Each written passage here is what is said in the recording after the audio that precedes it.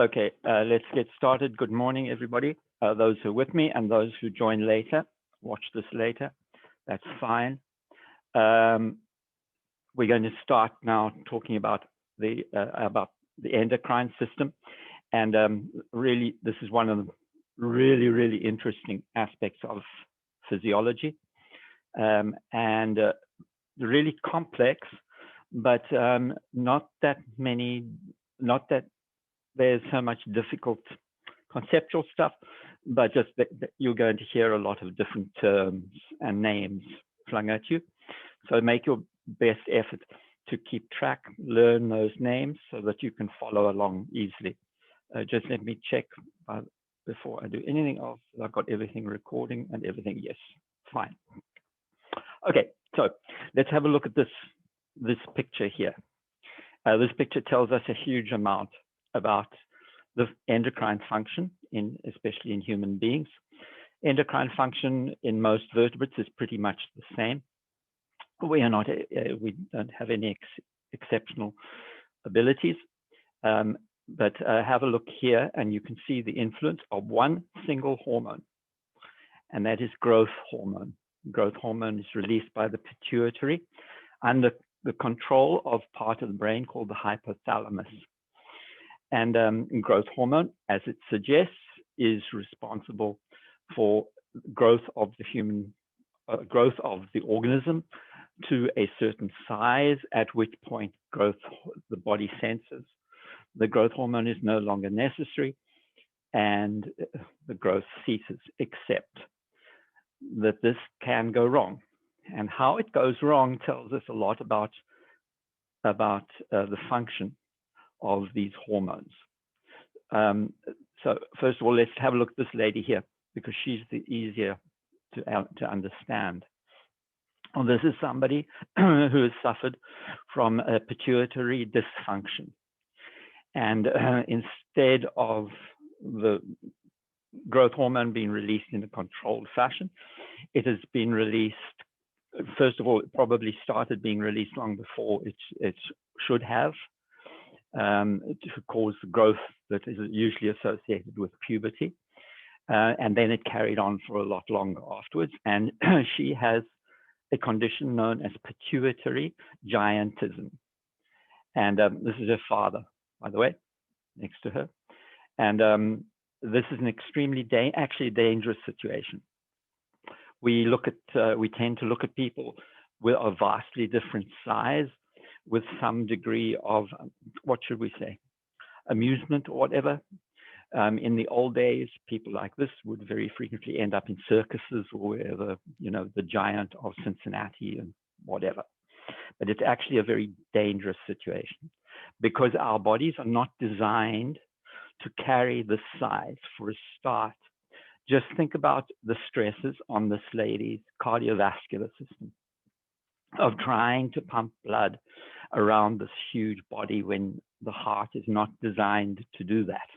It's not designed to produce that vast amount of pressure that she needs to circulate blood, for instance, to her head and everything else. Think of all the stress on her joints and on her bones and everything else.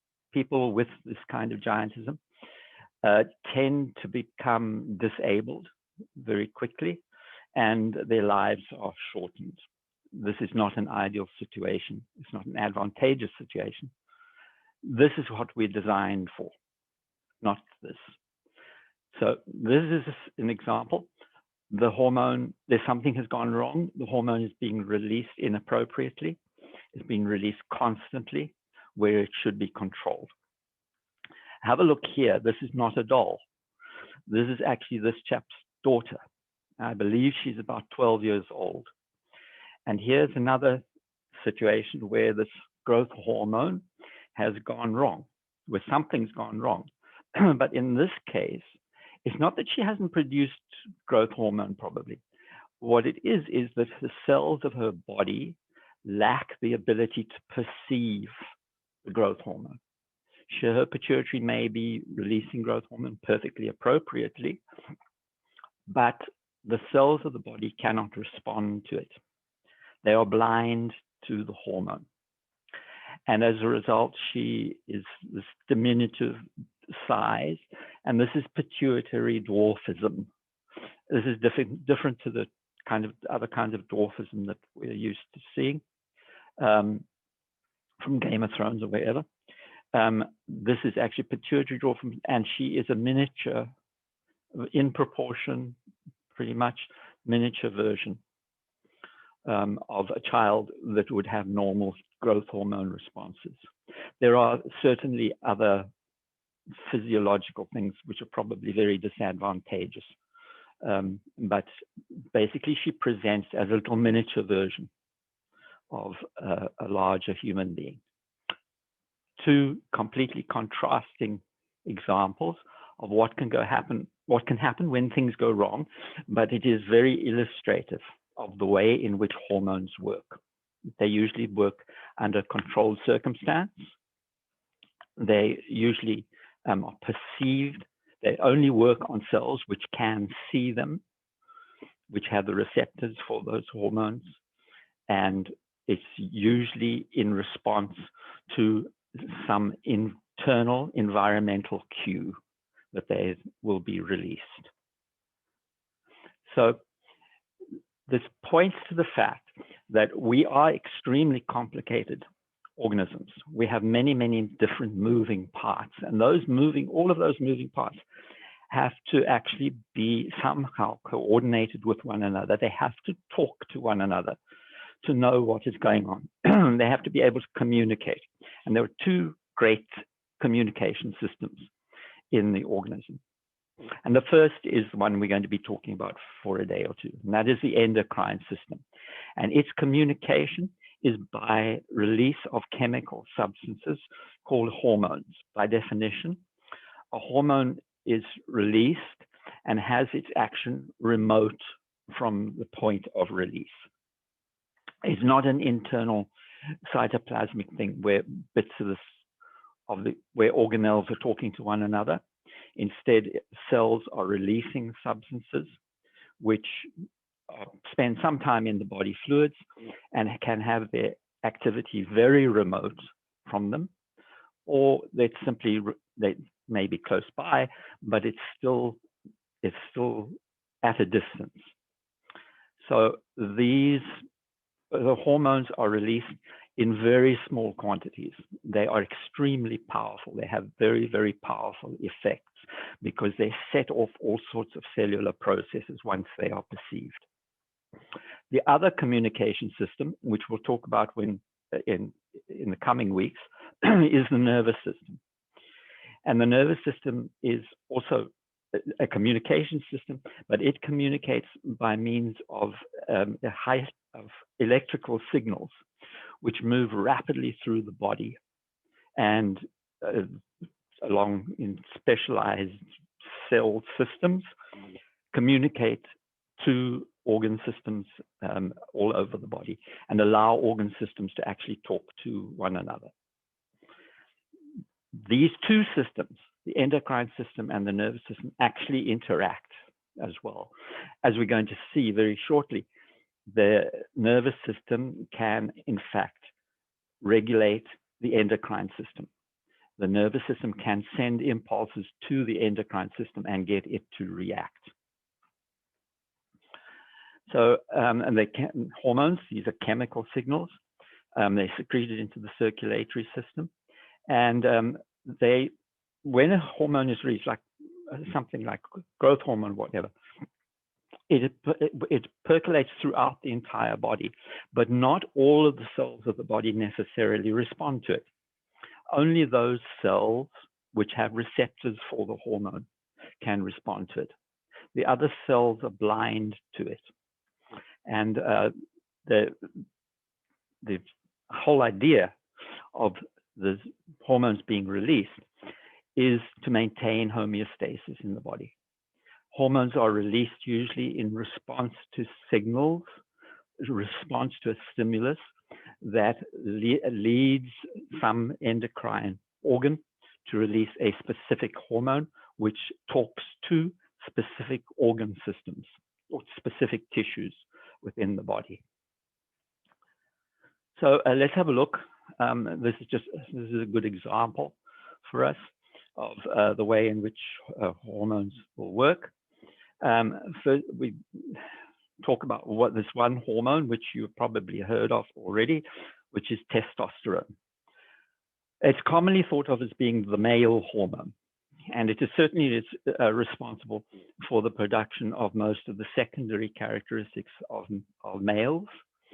But it's important to realize that, in fact, females also produce some testosterone, and it has a role to play in female physiology as well. It's just that females produce far less testosterone than males who have passed puberty. So that's just a spectacular example of sexual dimorphism, which arises because of the hormone, and that is in these elephant seals. And the elephant seals, just like all other mammals, they have a period of development, of juvenile development, and then they reach a point where they hit puberty. And at puberty, males will begin to produce large amounts of testosterone. Here you can see this is testosterone concentration. This is male of post-puberty, and this is females. Females still a little bit, but not very much at all. That testosterone percolates throughout the body, but it only strikes at particular target cells. In this example here, what you're going to look at is this extraordinary proboscis, this nose of the elephant seal. How did it get there? Why doesn't the female have that? And the answer is that the proboscis can perceive testosterone. And when that high level of testosterone begins circulating as the seal passes puberty, it begins to cause the proboscis to develop. At the same time, the secondary sex characteristic, this huge proboscis, is being produced, the cells begin to produce sperm as well. This is all under the same control. And the reason that we have these two vastly different tissues, the proboscis and the testis, both responding to the presence of testosterone, is because they can see it. They have receptors in their cell membrane which allow them to perceive the testosterone. If something went wrong and they lacked these receptors, then the whole development of the organism would be different. And I'll give you an example of this later on. We'll talk about what happens when, in human beings, for example, a situation can arise where cells simply cannot see the testosterone, and that has important consequences. So, there are various ways in which hormonal substances can be released, and the different circumstances under which they are released. The classic one that we are going to be talking about most of all is endocrine signaling, and that's what we've described already. It's where you have a gland of some sort which releases hormones, which are taken up by the blood circulatory system. They circulate all over the body, and they begin to percolate through the tissues, through the interstitial fluids to the tissues. And if cells have receptors, then they will respond to it. That is classic endocrine signaling. Paracrine signaling is a little bit different. Paracrine signaling is still hormonal signaling, but the hormone percolates directly from the organ, from the endocrine organ, through the interstitial fluid. It does not taken up by the blood circulatory system. This is usually fairly close to the endocrine gland that is releasing. Autocrine signaling is the best example that I can give you. Autocrine signaling is a situation where a cell will produce hormone. The hormone percolates through the interstitial fluid, and it affects the cell that has produced it. Now, this sounds a bit strange, but a good example of this is in the immune system. This happens quite frequently with immune cells, that they respond to some stimulus. They produce hormones. They produce immune hormones, which are perceived by the cell themselves and maybe by other immune cells as well. That is autocrine. Now, in order to understand something about the involvement of the nervous system with the endocrine system, let's I think we already know this, but I'll just describe it very briefly. Under normal circumstances, for most of the nervous system, a nerve produces a nerve impulse, which runs through the nerve cell.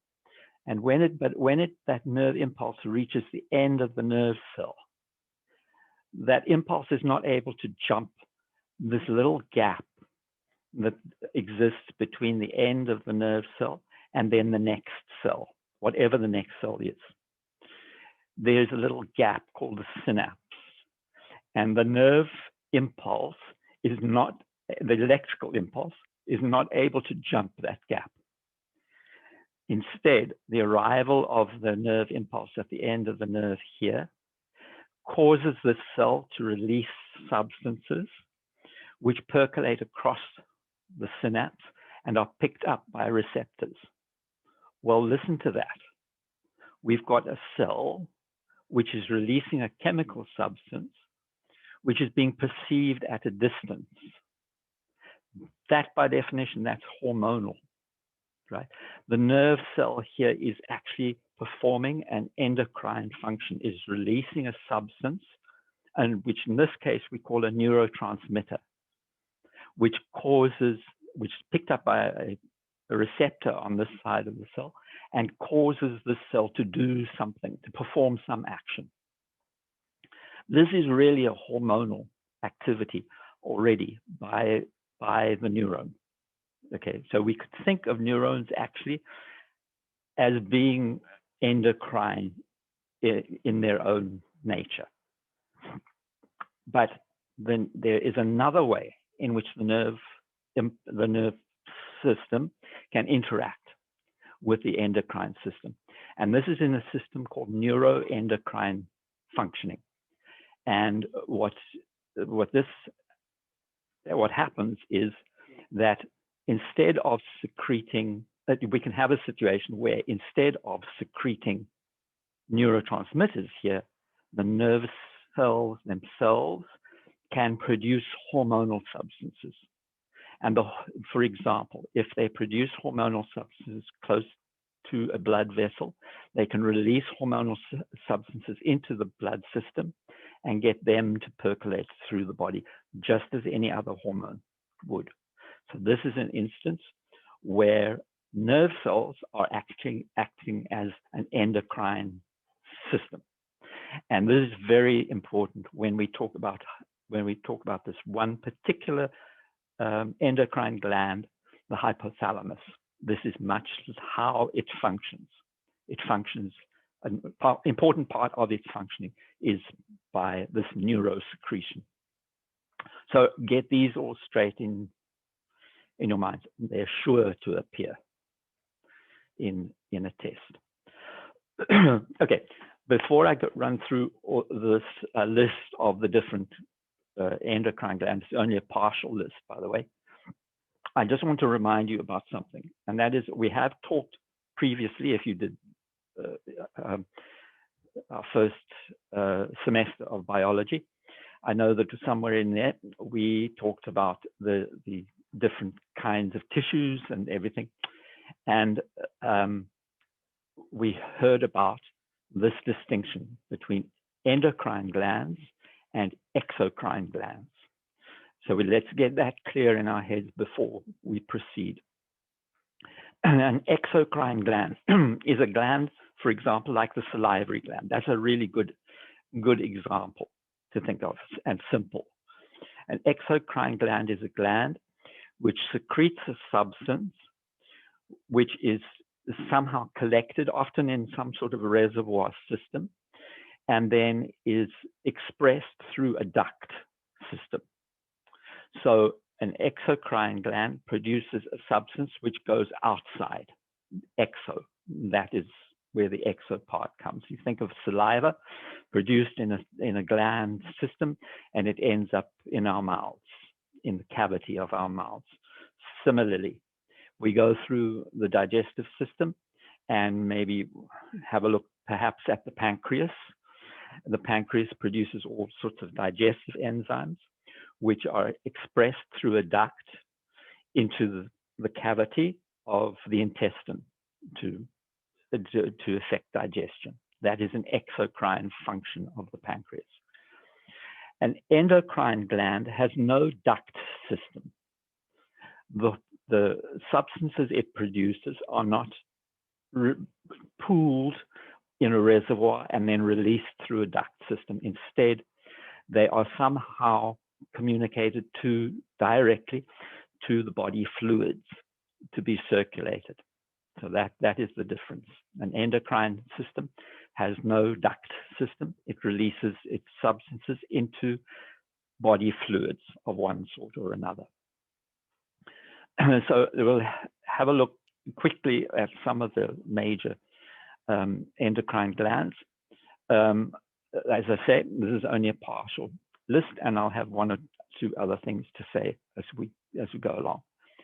The very first glands that we are going to end up talking about are right up here in the brain, and are in fact part of the brain, and are also very intimately involved in that the neural control of hormones.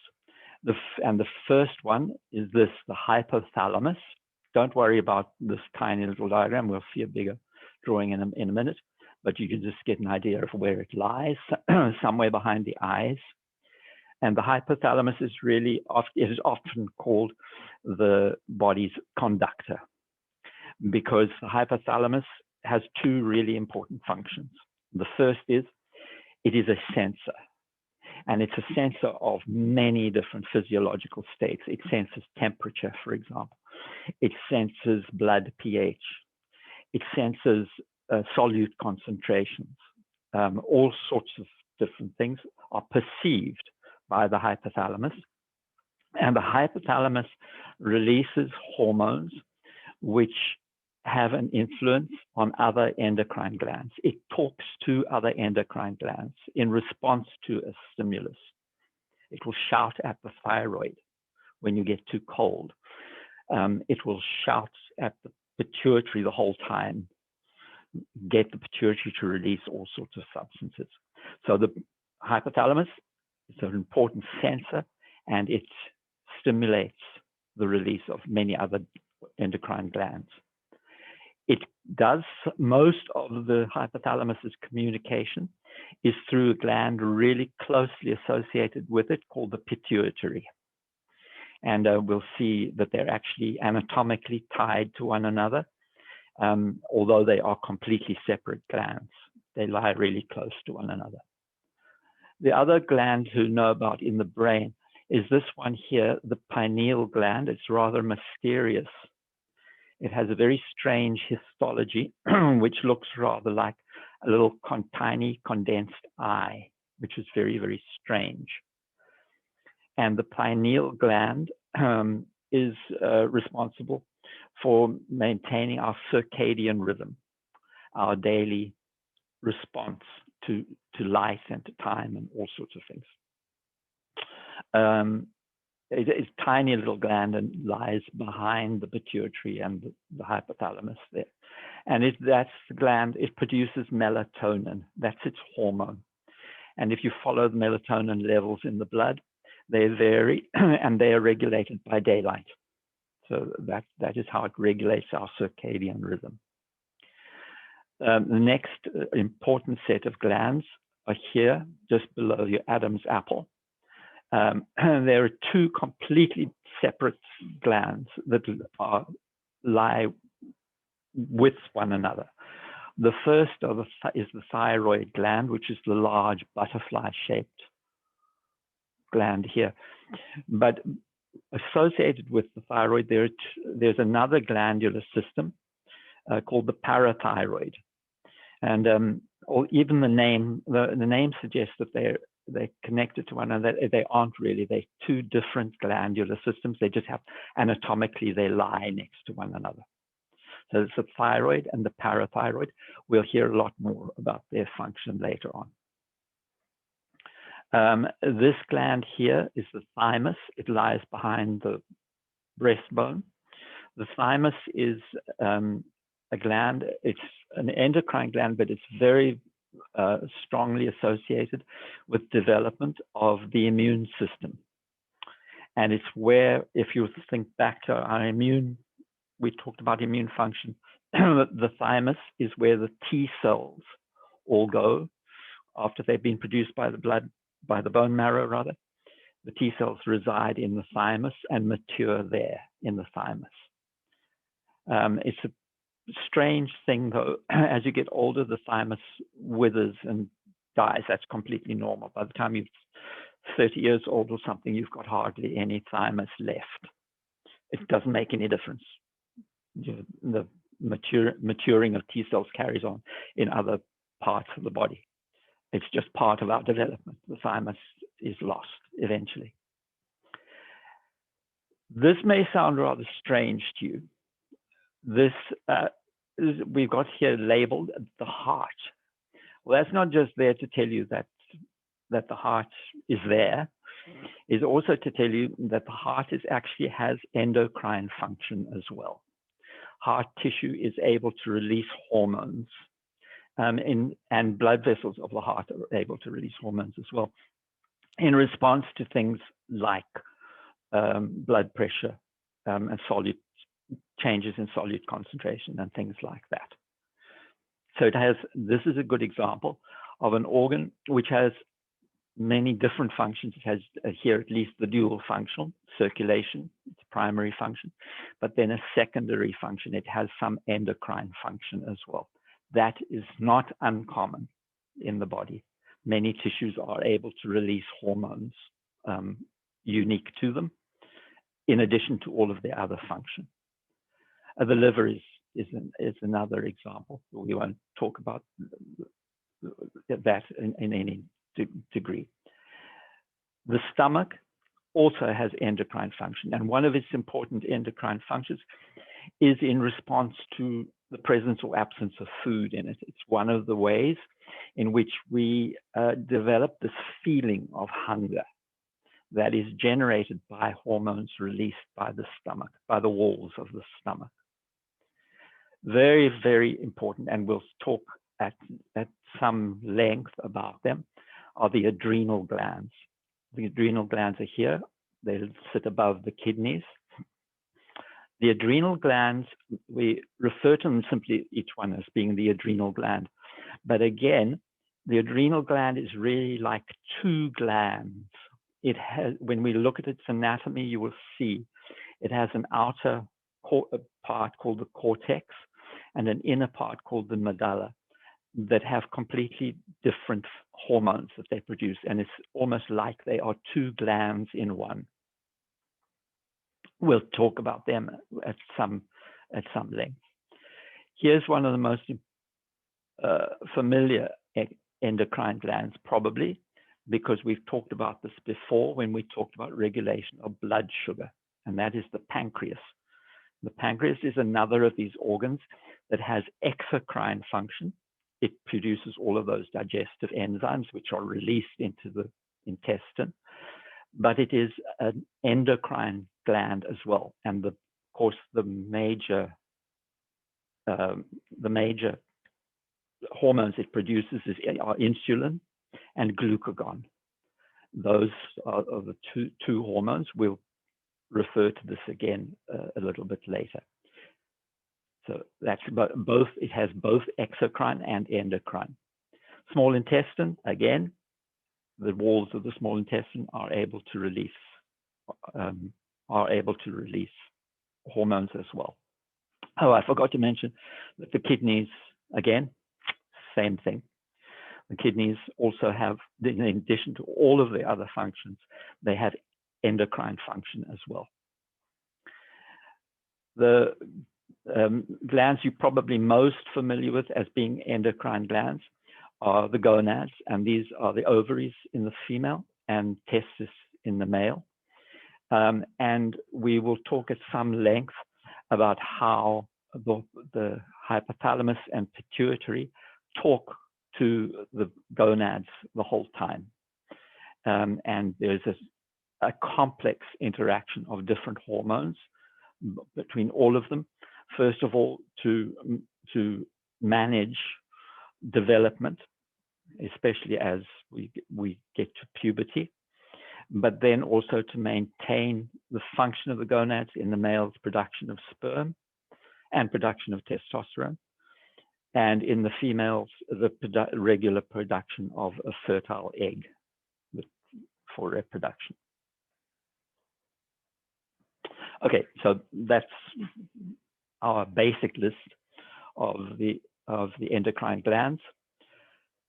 Now we need to realize that there are different kinds of hormone, and these we'll recognize three dominant classes, but there are a couple of others, as I'll mention. The most common classes of hormone are the polypeptides.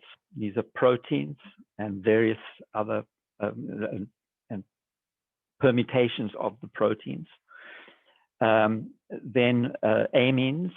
These are derived from individual amino acids. And then a whole group of steroid hormones. Now these here, the polypeptides and the amines, are largely soluble in water. And we're going to see that those which are soluble in water and those which are insoluble in water have different modes of operation. So first of all, the steroid hormones, just think about that word, steroid. Where are the steroids derived from? They're derived from cholesterol. Cholesterol is a lipid. Lipids, by definition, are insoluble in water, but soluble in substances, for example, like other lipids. It won't surprise you to learn that those which are soluble in water here, the polypeptides and the amines, don't get across the cell membrane very easily. Why? Because the cell membrane is largely lipid. It's phospholipid, but it still functions as a lipid. Water is insoluble in the lipids. The steroids, on the other hand, are soluble in lipids and very easily get across the cell membrane. So the body is going to have different strategies for dealing with polypeptide and amine hormones and the steroid hormones, and we'll see that in a minute. There are other substances which also act as hormones very strangely. For example, nitric oxide, NO, is a hormonal substance, and its most common effect in the body is to dilate blood vessels. There are one or two other functions as well, but it is often released to dilate blood vessels, and it will often be released to increase the diameter of blood vessels locally. It doesn't necessarily have a global effect. Its effect is often relatively local. And to politely put it this way, this is how Viagra works. Viagra is a substance which causes the localized release of nitric oxide, particularly around the genitals. And that is how Viagra has its action to cause an erection in men. Okay, so let's go to this some description of the different ways in which these classes of hormones end up having their effect. First of all, let's think about the soluble, the water-soluble hormones, the polypeptides, the amines, these sorts of things.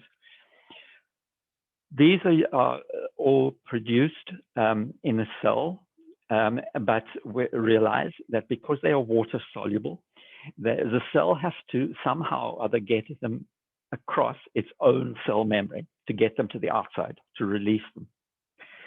So water soluble hormones are always produced by exocytosis. They go back to our cell function and remember that in exocytosis, a secretory cell will take a vesicle, move it to the cell membrane, and then expel the contents into the body fluids. Those are taken up usually by active uptake into the blood and transported all over the body and released into the body fluids. But they cannot diffuse across the cell membranes of their target cells. They can't simply make their way into the cell by diffusion because they can't get across the cell membrane. So these water-soluble hormones all operate by having a signal receptor in the membrane of the cell. When the hormone binds to that signal receptor, this signal receptor will set off a chain of events within the cell. That chain of events can have all sorts of consequences, up to and including switching genes on and this sort of thing. But what you need to remember is the hormone is not making its way into the cell. It doesn't need to. Instead, the hormone is binding to a receptor in the membrane, and the membrane receptor is then setting off the chain of events. Now, the operation of the steroid hormones is a little bit different because they can diffuse across cell membranes quite easily. But all of the steroid hormones, when they enter blood systems, they bind to a transport protein. And the transport protein and the hormone together move around the body until the hormone is actually released. And the hormone can diffuse across the cell membrane of its target cell quite easily. That hormone can have various activities. It can act within the cytoplasm, but very often they need to diffuse across the nuclear membrane as well, and have their activity inside the nucleus. They still have a receptor. They still bind to a receptor of some sort, either in the cytoplasm or in the nucleus, wherever they have their activity. And it is the receptor that sets off the chain of events. The binding of the hormone to the signal receptor causes the receptor to set off a whole set of physiological events in response. In case of steroids, very often they have their activity inside the nucleus and they switch on and off genes in the DNA. So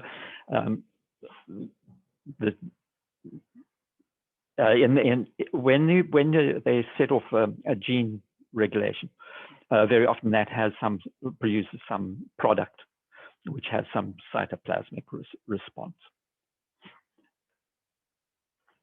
Okay, so the issue of signal transduction it's really important that you kind of have that clear in your mind. Let's just take the case of one of the water-soluble hormones, a peptide or an amine. I'm not going to go through all of the different substances involved, but it's just to give you an example. For example, let's say you suddenly get a fright, right? And the nervous system will cause your adrenal glands to release this substance called epinephrine. And epinephrine is a substance which causes us to have the fight or flight response. So just think about the things that need to happen. If you suddenly get a fright, what does your body do? Well, your blood pressure shoots up, right? Your blood sugar levels rise. all of these different things happen purely as a result of the circulation of this substance, epinephrine. But epinephrine doesn't actually go into your cells. Instead, it binds to a receptor. And the receptor, when this hormone binds, the receptor sets off this whole chain of events. And just have a look. I don't need you to remember the different parts. Simply look at the complexity of it. First of all, it interacts. This receptor interacts with a set of membrane-bound proteins. This is an active process. It requires an input of energy. You can see here GTP. It's very similar to ATP. And then ATP itself sets off a chain of cytoplasmic events. A set of cytoplasmic messengers are produced, which ultimately result in the activation of an enzyme. And in this case, the enzyme is protein kinase A. And so this is the whole idea. Somehow or other, this epinephrine has got to get protein kinase A active. It's present in an inactive form. It is activated by this signaling system here. This chain of events here will end up activating it. And what this hormone does, what this enzyme does, is it's going to inhibit glycogen synthesis. What is glycogen synthesis? Glycogen synthesis is where we take glucose and we join them all together to form a storage product. Well, that's the last thing on earth you need when you're in fight or flight. What you need when you're in fight or flight is lots of glucose. So protein kinase A inhibits glycogen synthesis, but it promotes the breakdown of glycogen. So glycogen stored gets broken down into glucose. What happens to the glucose? It's transported out into the bloodstream and circulated to those tissues like the muscles, which now need lots of energy. This, of course, happens really, really quickly in response to a stimulus like a lion jumping out at you from behind a bush when you're a zebra. Here's a little bit of a different situation with steroid hormones. So let's just think about one of them. A typical steroid hormone is estrogen, which we'll learn much later on, is involved in this very, very complex interactions to govern the release and nurturing of the female egg. But it's a steroid hormone.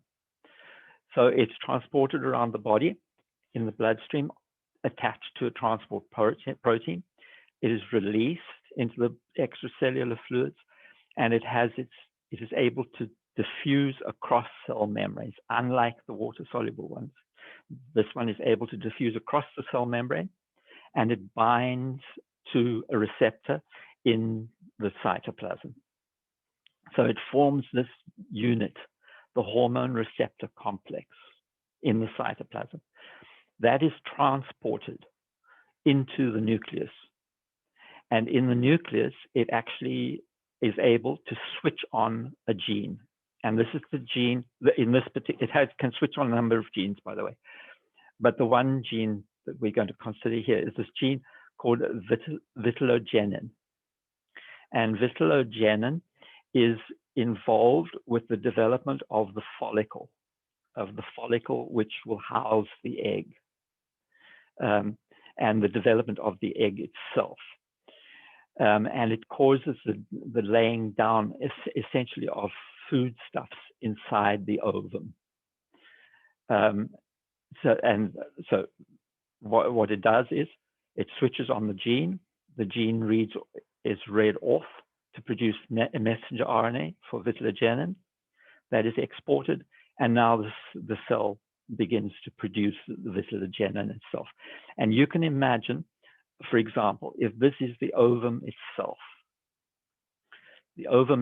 receiving a signal like this will begin to build up vitellogenin, which is a storage product for the egg, for its future survival. This kind of activity, the switching on and off of genes, is extremely powerful, and it's one of the ways that many of these steroid hormones function. Okay, so the other thing we need to think about is, we've said that first of all, the hormone will circulate throughout the body. The hormone is only perceived by those cells which have receptors for it, either in the cell membrane or inside the cytoplasm, as we've just seen. But what is really interesting is that depending on the kind of receptor, we can actually get cells to behave differently in response to the same hormone. What I mean by that is, if we go back here to this hormone coming and binding to a receptor, the chain of events that is set off here is dependent upon that receptor. This receptor is associated with this chain of events, but another receptor may be associated with another completely different chain of events and yet be able to bind exactly the same hormone. So in other words, we have different kinds of receptors for the same hormone and with different outcomes. We also have different cells with receptors which produce different outcomes. This sounds really complicated. We'll go back to our hormone of interest, which is epinephrine, and have a look at its different effects. Epinephrine has many tissues will respond to the presence of epinephrine. How they respond depends first on the kind of tissue that is responding, but then also on the kind of receptor that is being bound by the epinephrine. Let's have a look here. Let's have a look at first, these are liver cells. They also have epinephrine receptors.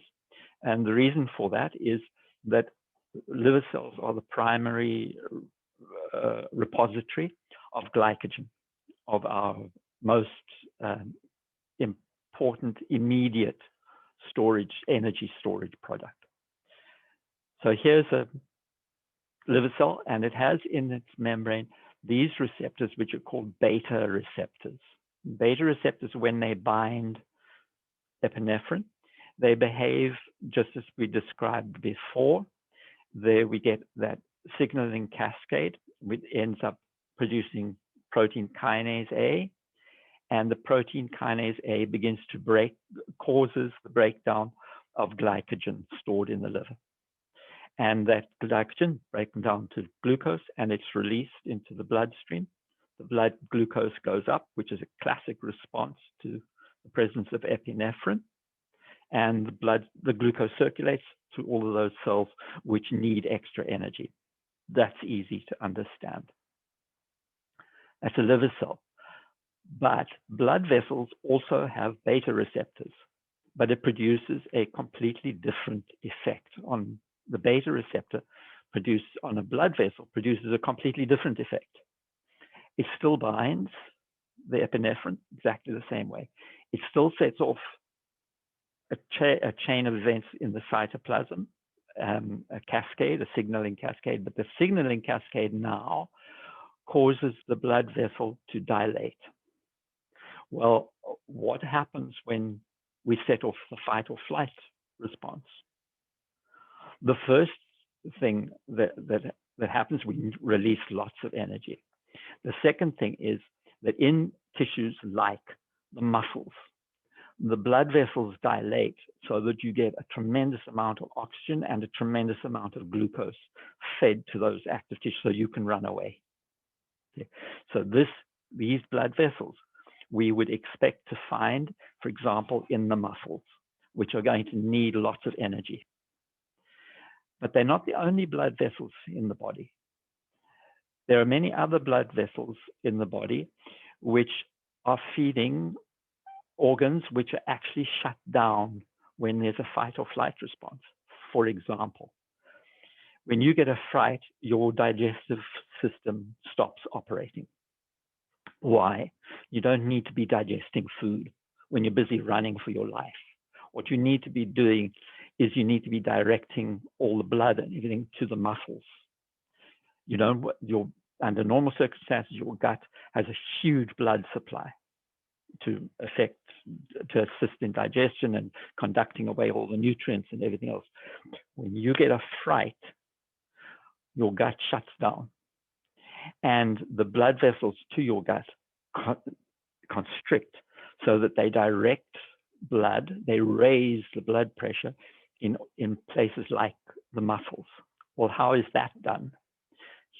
Here are the blood vessels in the intestine, and they have a different set of receptors. They still respond to epinephrine, but they have a different set of receptors. They're called the alpha receptors. And when alpha receptors bind epinephrine, they have a completely different effect to the beta receptor. The alpha receptors, when they bind epinephrine, they cause the blood vessels to constrict. So when you get a fright, these are the things that happen as a result of epinephrine circulation. First of all, your liver cells release lots of glucose. That's effect number one. Effect number two, the blood vessels in your muscles, places like that, dilate so that your muscles get lots of blood, lots of oxygen, lots of energy. In other parts of your body, however, function will shut down when you don't need it. Temporarily, you can do without digestion, etc. Those blood vessels constrict. The same hormone, epinephrine, produces three entirely different effects depending on what cell it is affecting, and second of all, depending on which receptor it binds to. And remember, the places like the intestine, they will predominantly have alpha receptors. Places like the blood vessels in your muscles and everything, they will predominantly have beta receptors. So that when they bind epinephrine, we get these two completely different effects. Okay, now most of our hormonal systems, they are methods of communication. They're communication between a sensor and then an effector body part. And there are two ways in which this chatter results in an appropriate response. Most of the hormonal systems that we're going to talk about operate by means of a negative feedback loop. A sensor will respond to a stimulus by producing a response which will ultimately reduce the stimulus. So we've seen if your blood sugar rises, for example, your pancreas responds by producing insulin, which reduces the blood sugar. And by doing so, that is a typical negative feedback. It's going to bring the blood sugar down to homeostatic levels. But there are also some positive feedback systems, hormonal systems. They're not that common, but they are important where they occur. And one of the classic ones is in the production of this hormone called oxytocin. And oxytocin is actually produced by the pituitary in response to cues from the hypothalamus. But one of its effects is to cause the release of milk, not the production of milk, but the release of milk from the breast.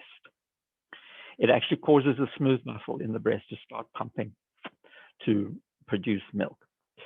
And it is released in response to a positive feedback because when an infant is suckling, it causes the release of more oxytocin. So more oxytocin is produced, more milk is pumped by the breast. The more milk is pumped by the breast, the more the infant drinks. The more the infant drinks, the more oxytocin is produced. So that is a positive feedback system. That is relatively unusual in these endocrine systems. We usually operate on a negative feedback. So let's just think, for example, here's I told you that the intestine, the stomach and the intestine actually have endocrine function as well. This is an example of hormonal activity of the cells of the duodenum, which is the portion of the intestine right after the stomach. And when food leaves the stomach and first enters the intestine, it has a very low pH. It's extremely acidic because of the high hydrochloric acid of the stomach. And the majority of pancreatic hormones do not operate at acidic pH. They only operate at alkaline, neutral or alkaline pH. So somehow or other, the body has to increase the pH, reduce the acidity of the fluids passing into the intestine. So as it leaves, it initially has a low pH in the duodenum. But the duodenum has cells which can actually measure pH, respond to pH. And when the pH is low, these specialized cells called the S cells release a hormone called secretin. And the secretin actually acts directly. It's not that it's directly is the wrong word, I'm sorry. The secretin acts on the pancreas, on the cells of the pancreas. It does it through a classic endocrine secretion system. That's why saying directly is wrong. It's released into the blood system, but it has its activity on the pancreas. And the pancreas, in response to the presence of secretin, it secretes bicarbonate. But the bicarbonate is an exocrine release. That's an exocrine function. The endocrine system in what we're looking at is the release of secretin by the duodenum, picked up by the pancreas, and in response to that hormone, the pancreas releases bicarbonate, and the bicarbonate neutralizes the contents of the intestine and actually raises the pH. That, by the way, the raising of the pH allows the other pancreatic enzymes like trypsin, pepsin, these things, it allows them to become active. So this is a typical negative feedback system. As the intestinal contents become alkalinized, so the stimulus is reduced, and the cells will stop secreting secretin when the pH becomes alkaline. Okay, so this is, by the way, I won't run through it in any detail now, but this is an example of the positive feedback loop. This is the oxytocin feedback loop, the positive feedback loop that I described. The only thing that I'll point out now, because we are going to end up talking extensively about hypothalamic function, is that this here is how the hypothalamus is able to respond to something that is happening in the body, and by its response is actually to talk to the rest of the body by releasing a hormone from neural cells. We'll do this in detail when we return to this on Wednesday. Okay, are there any questions?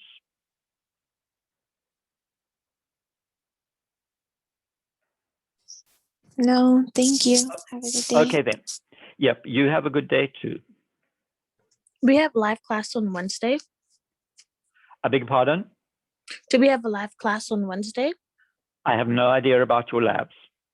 No, live class on Oh, Wednesday. live class. I thought you said lab class. Yes, I'll do live class. I'll do live class. I think I'll do most of them live from now on. It seems to work better.